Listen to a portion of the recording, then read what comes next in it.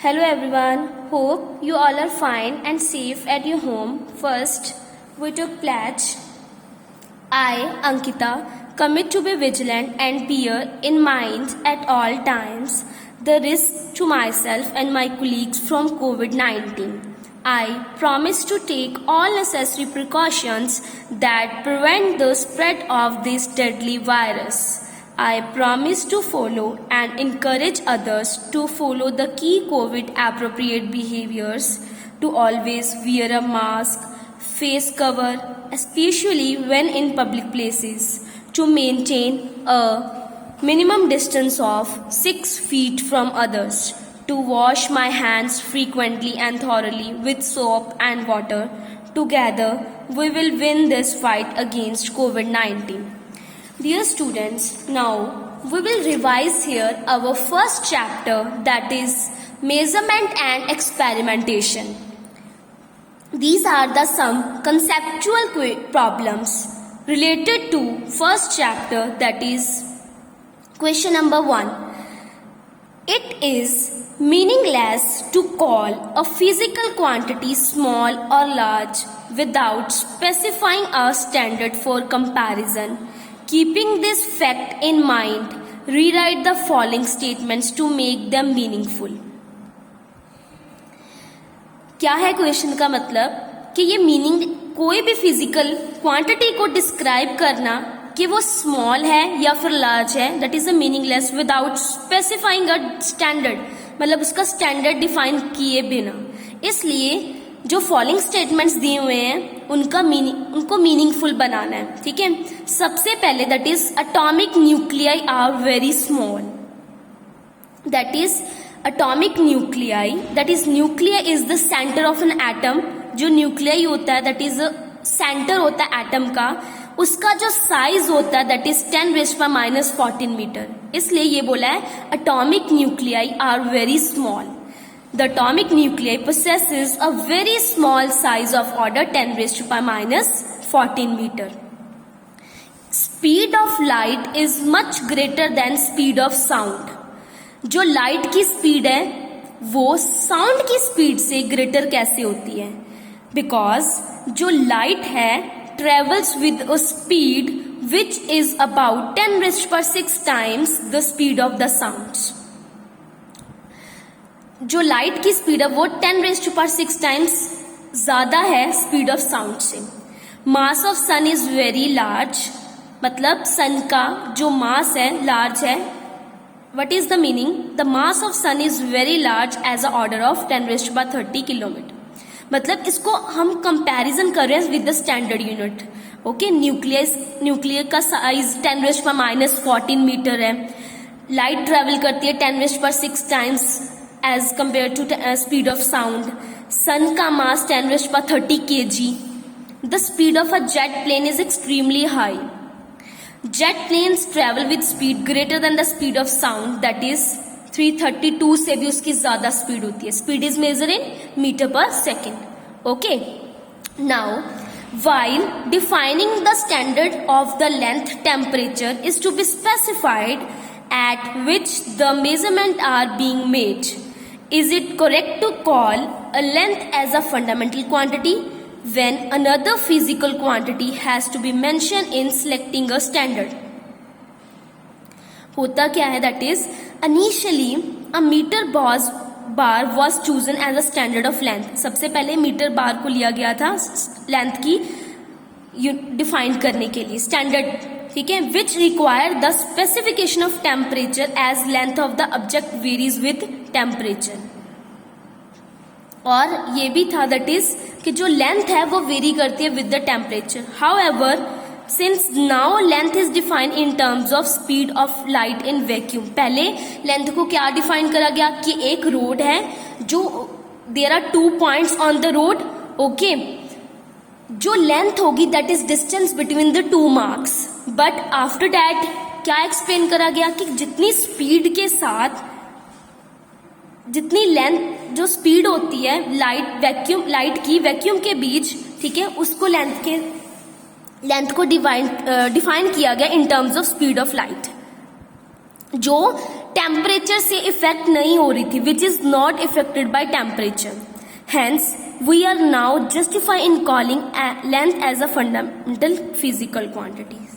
ठीक है, जो fundamental quantities, those quantities which are independent. Okay, next is which of the following is the most precise device for measuring length. इनमें से कौन सा precise accurate है लेंथ को मेजर करने के लिए? A vernier calliper with 20 division on the sliding scale, a screw gauge of pitch 1 millimeter and 100 divisions on the circular scale, and third one is the optical measurement that can measure length within the wavelength of light. Optical instrument which can measure length within the wavelength of light is the most precise device for measuring the length. जो third one है that is हम उसको length के तौर पे use करते हैं। Okay, next है how can you estimate the diameter of a thread with the help of metre scale. आप कैसे एस्टिमेट कर सकते हो थ्रेड का डायमीटर मतलब मीटर स्केल्स के थ्रू? It is not possible to estimate the diameter of thread by using a metre scale only. कभी भी डायमीटर मीटर स्केल से पॉसिबल नहीं होता। ठीक है, however it can be determined by winding a known number of turns touching each other round a pencil and measuring the length of these turns with a metre scale.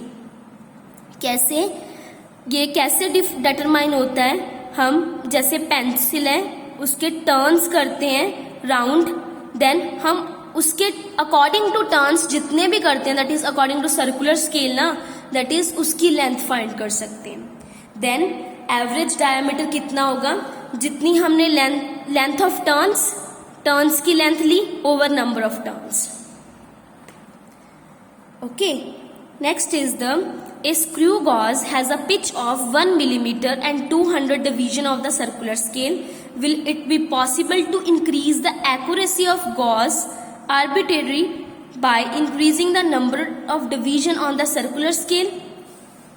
Screw gauge है आपके पास, उसकी length 1 millimetre and 200 divisions हैं circular scale के ऊपर। क्या उसकी accuracy को इंक्रीज करना पॉसिबल है अगर हम नंबर ऑफ डिविजन्स इंक्रीज कर दें?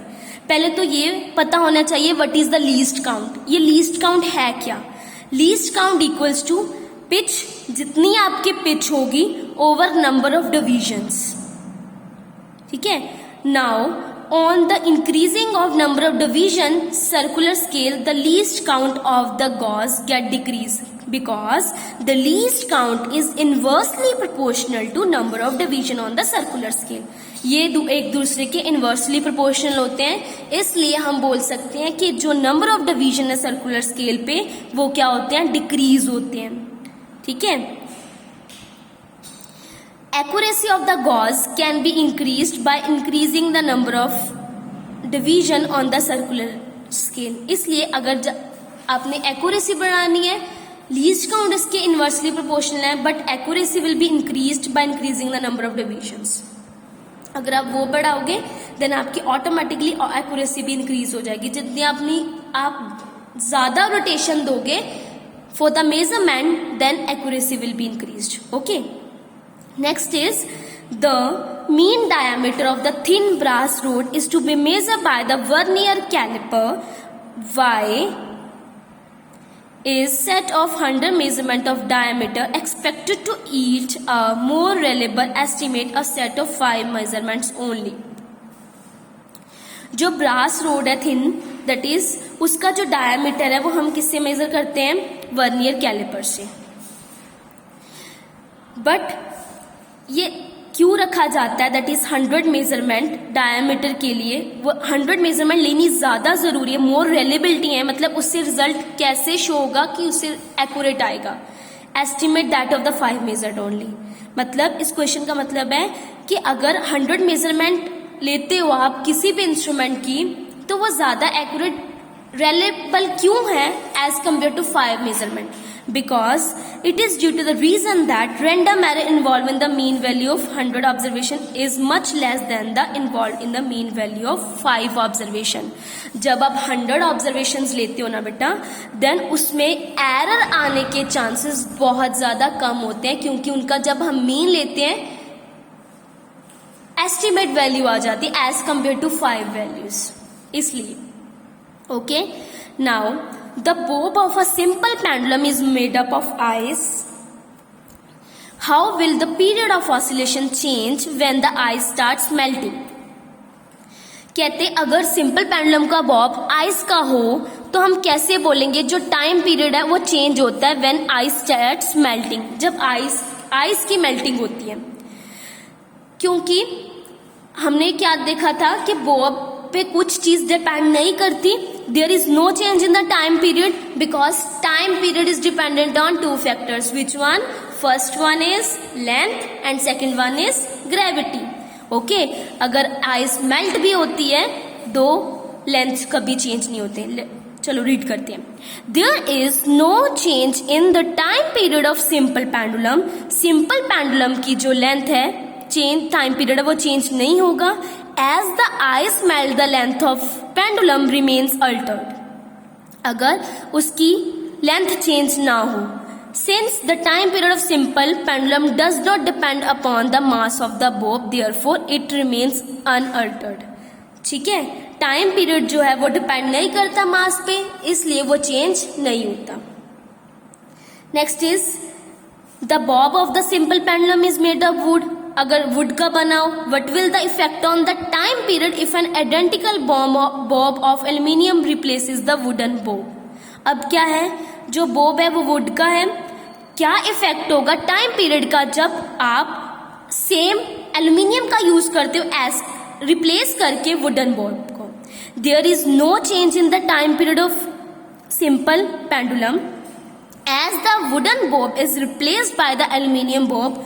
अगर आप रिमूव भी करते हो वुडन बॉब को एल्यूमिनियम के साथ तो इफेक्टिव जो लेंथ है वो तो सेम ही रहती है. ठीक है, the effective length of the pendulum remains same since the time period of simple pendulum does not depend upon mass of the Bob. मतलब दैट इज जो हमारा टाइम पीरियड है वो मास पे डिपेंड नहीं करता, सिर्फ 2 फैक्टर्स पे डिपेंड करता है बेटा. First one is length and second one is gravity. That's why there is no change in the time period. Okay, next is the bob of the simple pendulum is hollow with the pinhole at its lower hand. It is filled with water and allowed to oscillate. How does its time period vary with time? Now what is the question? जो simple pendulum का Bob है is hollow with a pinhole at lower hand. उसके नीचे whole है. It is filled with water और पानी के साथ फिल किया हुआ है. उसे ऑसिलेट के लिए छोड़ दिया. How does its time period vary with time? कैसे वेरी होगा? As the water drips away from the pin hole, water तो बाहर निकल जाएगा. The centre of gravity of the pendulum gets lower. जहाँ पे उसकी सेंटर ऑफ ग्रेविटी होगी जी, दैट इज क्या हो जाएगी? कम हो जाएगी. अगर जी की वैल्यू कम हो गई, this increases the effective length of the simple pendulum. Okay, because the time period of the pendulum directly depends upon the length. इसलिए अगर वो लेंथ चेंज होगी तो ऑटोमेटिकली क्या चेंज होगा? Time period. Okay, this is the reason. Next is